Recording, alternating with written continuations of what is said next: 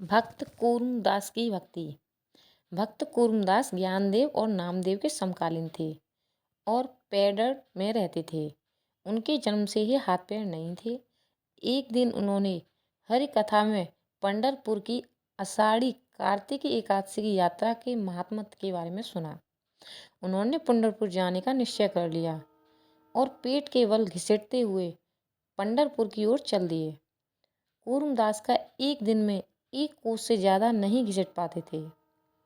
4 महीने में वो पेडर से लहुल नामक स्थान पर पहुंच गए। लेकिन अगले दिन कार्तिकी एकादशी थी। पंढरपुर वहां से 7 कोस दूर था। कूर्मदास लाचार थे। उन्होंने कहा, क्या इस अभागे को भगवान के कल दर्शन नहीं होंगे? मैं कल तक वहां नहीं पहुंच सकता। क्या भगवान यहाँ तक नहीं आ सकते? यह सोचकर उन्होंने पंढरपुर जा रही एक श्रद्धालु से चिट्ठी लिखवाई। हे भगवान, यह बेहाथ पैर का आपका दास यहाँ पड़ा है। यह कल तक आपके पास नहीं पहुँच सकता, इसलिए आप ही दया करके यहाँ आवें और मुझे दर्शन दें। उस श्रद्धालु ने पंढरपुर पहुंचकर वह चिट्ठी भगवान के चरणों में रख दी। इधर लहुल में कूर्मदास रो रो कर भगवान को पुकार रहे थे। हे भगवान, कब दर्शन दोगे? अभी तक क्यों नहीं आए?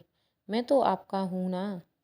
बताया जाता है कि करुण पुकार सुनकर पंढरीनाथ श्री विठ्ठल भगवान ज्ञानदेव, नामदेव और सामंता माली इन तीनों के साथ कूर्मदास के सामने आकर खड़े हो गए और उन्हें दर्शन दिए और उनके मन की पुकार को सुनकर उन्हें दर्शन देकर कृतार्थ किया। धन्यवाद।